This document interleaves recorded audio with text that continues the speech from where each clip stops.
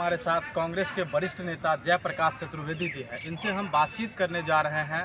जो सिलेंडर की जो दाम घट रही है, आए दिन बीजेपी, आए दिन विपक्षी पार्टियों की जो बैठक होते जा रहे हैं, इससे लगातार चीज़ों के दाम घटते जा रहे हैं। तो हम इन सभी चीज़ों पे और इन सभी विषय वस्तु पे हम चल के बातचीत करते हैं जयप्रकाश चतुर्वेदी जी से।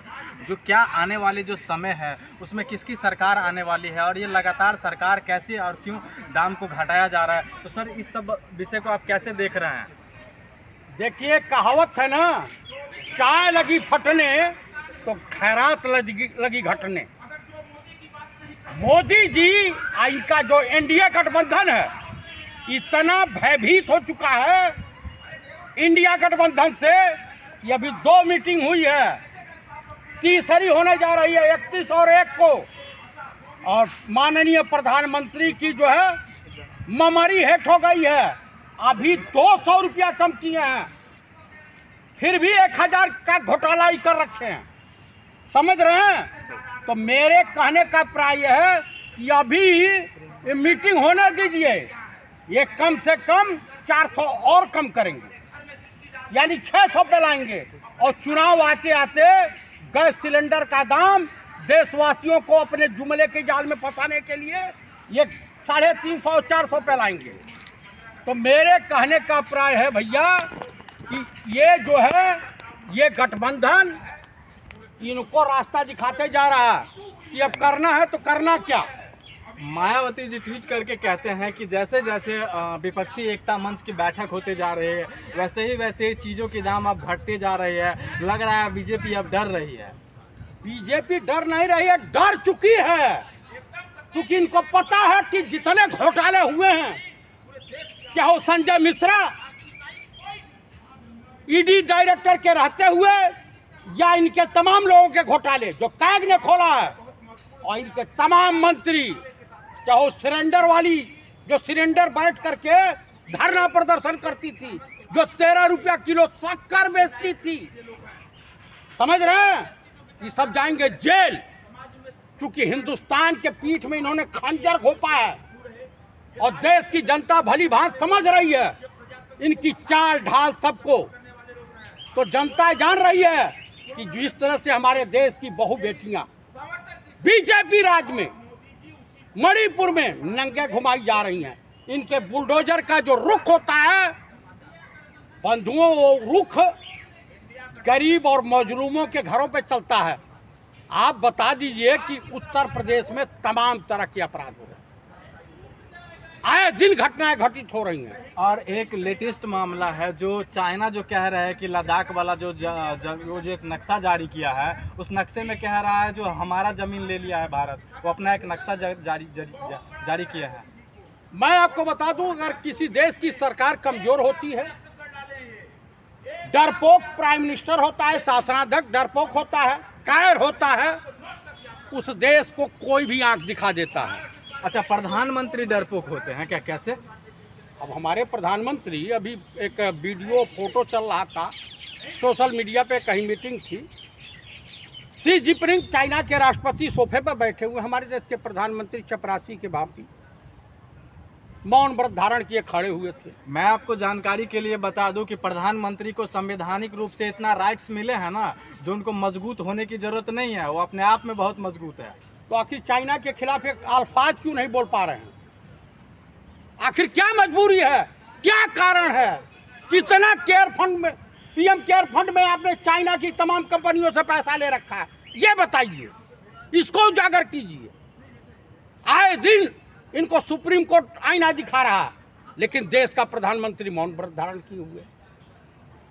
आप पेंगांग झील वाला जो मामला हुआ था, चाइना के राष्ट्रपति को समझ में आ गया कि देश का जो भारत का प्रधानमंत्री है, ये चाइना के खिलाफ एक अल्फाज बोलने वाला नहीं है, क्योंकि आरएसएस और बीजेपी का चाइना से समझौता हो चुका है कि आप हमारी देश की सीमाएं का अतिक्रमण कर लो, हमारे सैनिकों को मार डालो, लेकिन देश का प्रधानमंत्री कुछ बोलने वाला नहीं है।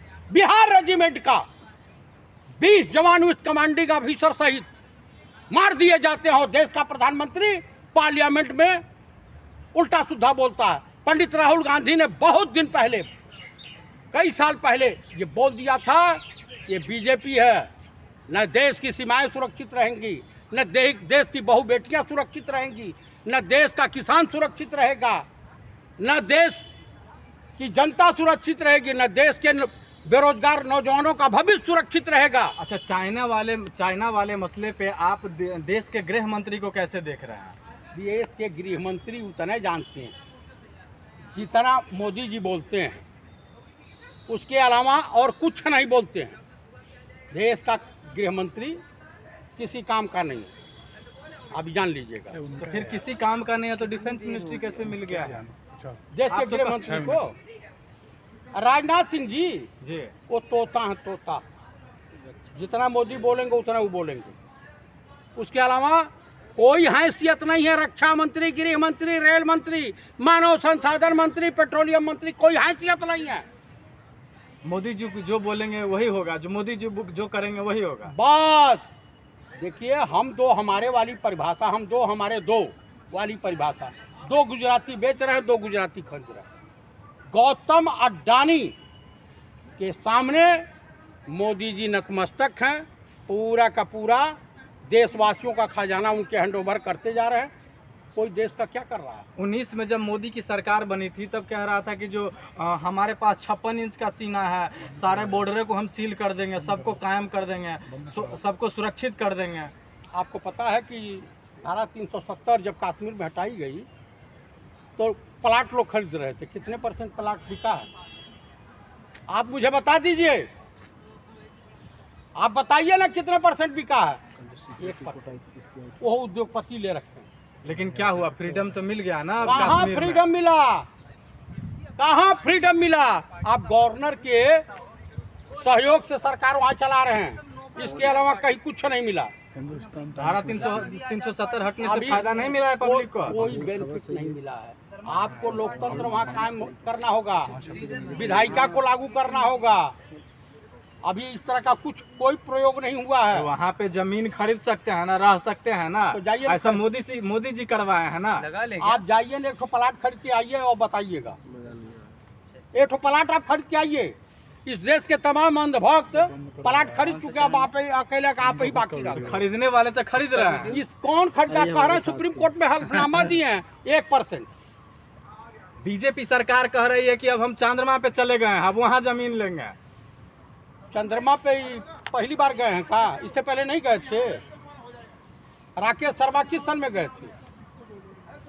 जब स्वर्गीय श्रीमती इंदिरा गांधी इस देश की प्रधानमंत्री थी, तब भी भिक्षाटन कर रहे थे, भीख मांग के खा रहे थे। अच्छा, बाबा बोले हैं कि हम चंद्रमा पे हिंदू राष्ट्र बनाएंगे। बाबा का मानसिक तो संतुलन खराब हो गया, उनको रांची या आगरा का हॉस्पिटल में एडमिट कराना चाहिए। क्यों नहीं बन सकता है क्या? अरे भैया, अभी उसको कई हजार साल लग जाएंगे। चाइना की आबो हवा, पानी है कि नहीं है, तमाम रिसर्च का विषय है। अब भाई फेंक रहे हैं। एक ठो आई है पाकिस्तान से, क्या नाम है, सीमा हैदर, वो तो व्रत हर 23 साल को व्रत रहेगी। तो सीमा हैदर के आ जाने से क्या दिक्कत है? शादियां हैं, होती रहती है। हाँ नहीं, एकदम आप भी जाइए। अब ये बांग्लादेश से घूम रही हैं पूरा काबा लेकर के, और लेकर के आप भी जाइए, कहीं से लाइए। क्या करना है आपको? हिंदुस्तान की लड़कियां नहीं प्रिय, पाकिस्तान जाइए, बांग्लादेश जाइए, नेपाल जाइए। किसने रोक रखा है? किसी ने रोका है? इंडिया गठबंधन की जो बैठक होने जा रही है मुंबई में, उस पर आप कैसे क्या कहना चाहते हैं? इंडिया गठबंधन दिन पर दिन मजबूत होते जा रहा है और देश की जनता का विश्वास इंडिया गठबंधन के ऊपर बना हुआ है। देश के भावी प्राइम मिनिस्टर आने वाले लोकसभा में इंडिया गठबंधन जीतेगा, इंडिया गठबंधन हारेगा। ये सबसे बड़ी उपलब्धि है। क्या जातीय जनगणना